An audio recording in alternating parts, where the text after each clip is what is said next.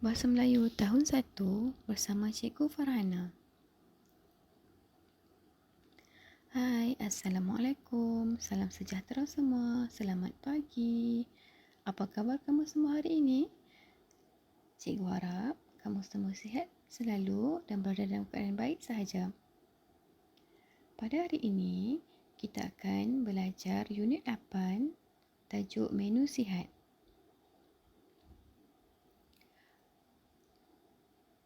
Objektif pembelajaran kita hari ini ialah murid-murid dapat membina ayat berdasarkan gambar.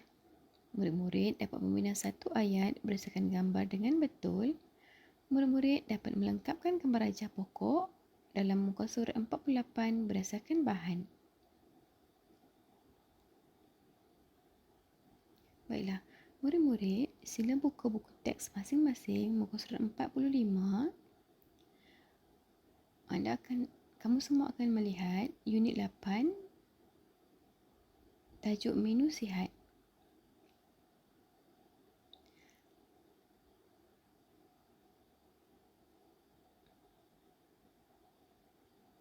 Ibu masak apa hari ini? Ibu telah hidangkan. Sila lihat di atas meja. Selepas makan, Hadif dan kakaknya berbual-bual. Ibu masak ikan bakar. Mengapakah ikan ini ibu tidak goreng? Baiklah. Terdapat isi-isi kepada jawapan yang ditanyakan oleh Hadif, iaitu banyak minyak dan minyak tidak baik untuk kesihatan. Cikgu akan tukarkan isi-isi ini kepada ayat yang lengkap. Baiklah. Ayatnya berbunyi begini. Ibu tidak goreng ikan tersebut kerana proses menggoreng menggunakan minyak yang banyak dan minyak tidak baik untuk kesihatan. Pastinya kamu pernah melihat ibu kamu ataupun kakak kamu memasak ataupun lebih tepat lagi menggoreng ikan di dapur. Proses menggoreng mestinya menggunakan minyak yang banyak. Jika proses itu menggunakan minyak yang sedikit, ia tidak dipanggil menggoreng. Ia lebih dikenali sebagai dibakar.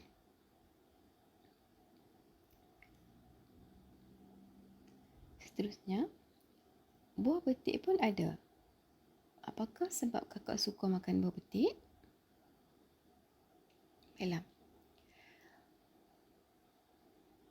Kamu rasa kenapa kakak Hadif suka makan buah betik? Pandai. Betul. Buah betik mempunyai banyak kebaikan. Buah-buah lain juga begitu. Banyak khasiat dan banyak vitamin yang terdapat dalam buah-buahan. Baiklah. Jawapan untuk soalan Hadif ialah kakak suka makan buah betik kerana buah betik baik untuk penghadaman. Setiap buah mempunyai kebaikan tersendiri. Buah-buahan yang baik untuk penghadaman ialah antaranya buah betik dan buah pisang. Kita perlu makan buah sebelum makan nasi. Baiklah, kita teruskan ya. Okay, lihat muka surat seterusnya, muka surat 46. Okay, kita baca sama-sama ya. Makanan kesukaan Rizal. Rizal suka makan nasi, roti, ayam dan ikan. Makanan ini berkhasiat dan penting untuk membesar. Makanan ini memberikan tenaga. Nasi, roti ialah sumber karbohidrat. Jadi, nasi dan roti membekalkan tenaga. Ayam dan ikan sumber protein. Jika kita makan ayam dan ikan, cukup mengenyangkan dan juga memberikan tenaga. Baiklah, seterusnya. Buah dan sayur mempunyai banyak vitamin. Rizal makan sayur dan buah pada setiap hari. Dia suka makan tembikai dan lobak merah. Baiklah. Seperti yang cikgu tahu di awal tadi, buah mempunyai banyak vitamin dan khasiat. Sayur juga begitu. Kita perlu makan dengan seimbang buah-buahan dan sayuran serta makanan yang lain. Baiklah, perenggan seterusnya.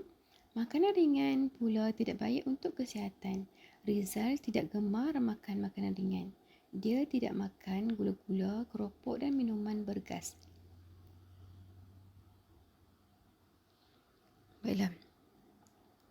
Kamu boleh makan makanan ringan tetapi perlu menghadkan pengambilannya. Kerana makanan ringan tidak baik untuk kesihatan. Makanan ringan tidak mempunyai khasiat. Makanan ringan jika kita makan banyak macam mana pun, mungkin kenyang sekejap saja. Dan lepas tu kita akan rasa lapar semula. Lebih baik kita makan makanan yang mengenyangkan dan tahan lama, iaitu nasi, roti. Makanan tersebut memberikan tenaga. Kita juga perlu makan ayam dan ikan untuk memberikan kita sumber protein. Dan jangan lupa perlu makan buah dan sayur-sayuran dalam hidangan kita. Kamu pernah tengok kan rancangan Upin dan Ipin? Rancangan Upin dan Ipin menerangkan kita supaya kita perlu makan suku-suku separuh. Maksudnya makan separuh nasi ataupun roti, makan separuh ayam ataupun ikan, dan lagi separuh itu kita perlu makan banyak sayuran dan buahan. Okey, baiklah. Di bawah ini terdapat isi-isi penting kepada petikan yang kita baca sebentar tadi. Okey, petikan bertajuk makanan kesukaan Rizal. Isi-isi yang terdapat dalam petikan tersebut telah ditulis di bawah. Nombor 1, makanan berkhasiat sangat penting. Yang kedua, buah-buahan dan sayuran mempunyai apa? Baiklah. Di atas ini terdapat jawapannya. Okey, yang ketiga, makanan ringan apa? Baiklah, kita lihat ya. Baiklah. Buah-buahan dan sayur-sayuran mempunyai banyak vitamin. Itu jawapannya. Yang cikgu gariskan tersebut, itu jawapannya, banyak vitamin. Dan makanan ringan pula tidak baik untuk kesihatan. Okey, itu antara 3 isi tersurat. Maksudnya 3 isi yang terdapat dalam petikan tersebut. Baiklah, aktiviti ya. Menyatakan idea tersurat yang terdapat dalam teks dengan betulnya. Dalam muka surat 46 ni kamu tak perlu buat apa-apa. Cumanya cikgu nak beritahu kamu apakah maksud idea tersurat tu.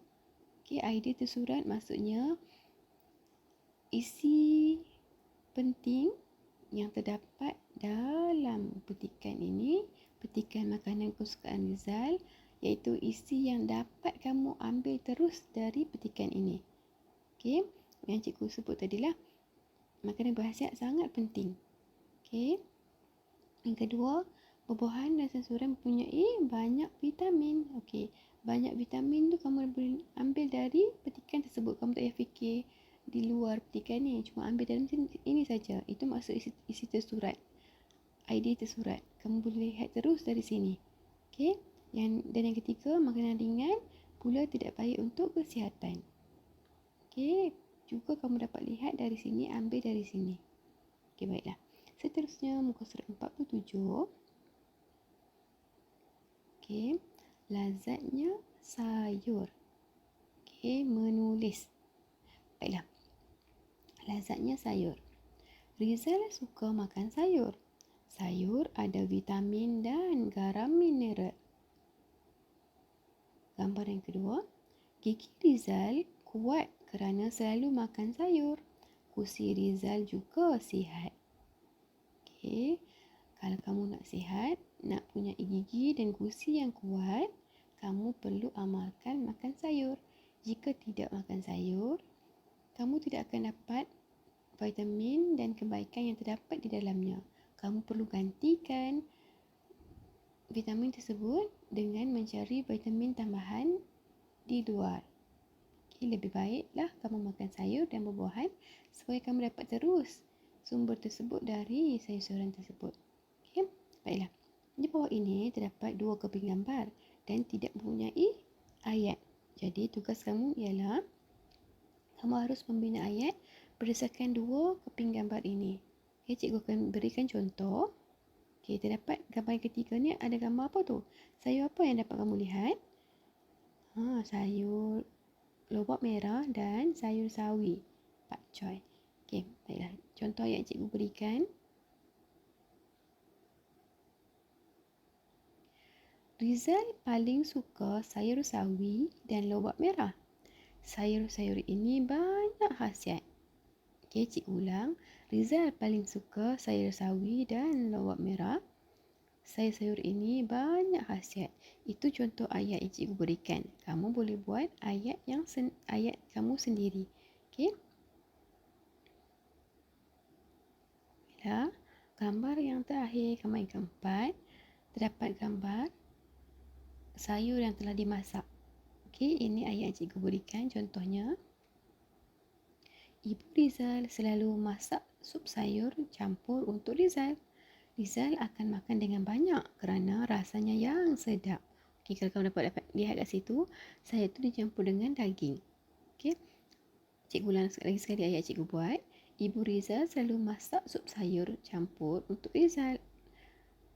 Rizal akan makan dengan banyak kerana rasanya yang sedap.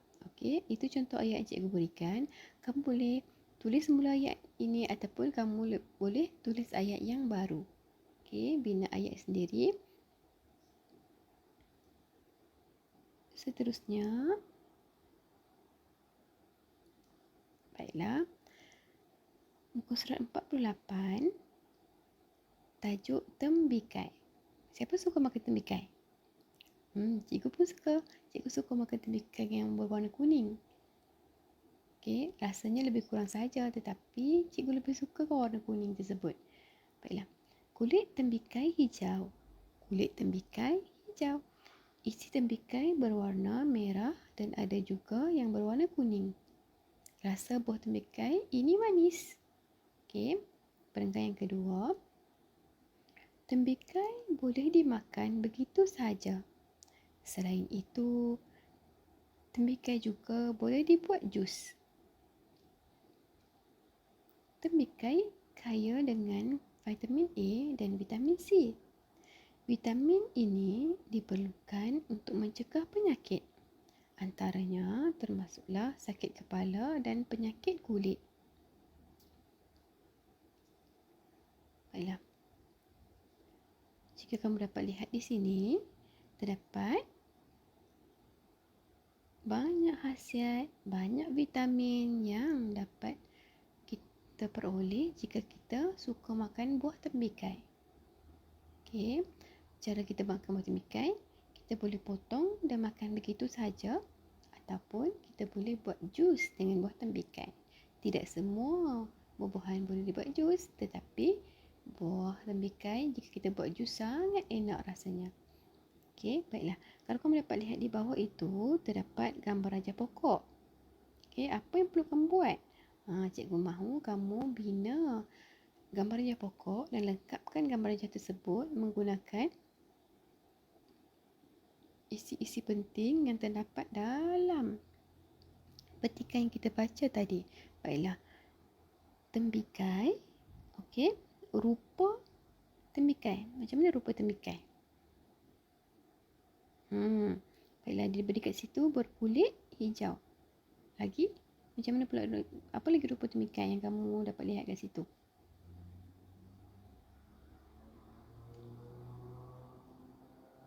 Okey, isi tembikai merah dan juga berwarna kuning. Itu isi kedua untuk rupa. Yang pertama, kulitnya berwarna hijau. Yang kedua, isi tembikai. Rupanya yang kita boleh lihat ialah isi tembikai ada yang berwarna merah dan ada juga yang berwarna kuning. Okay, itu isi yang perlu kamu tulis dalam ruangan kosong itu, yang kamu perlu tulis dalam buku kamu. Okay, baiklah. Cara makan. Macam mana kamu nak makan tembikai? Okay,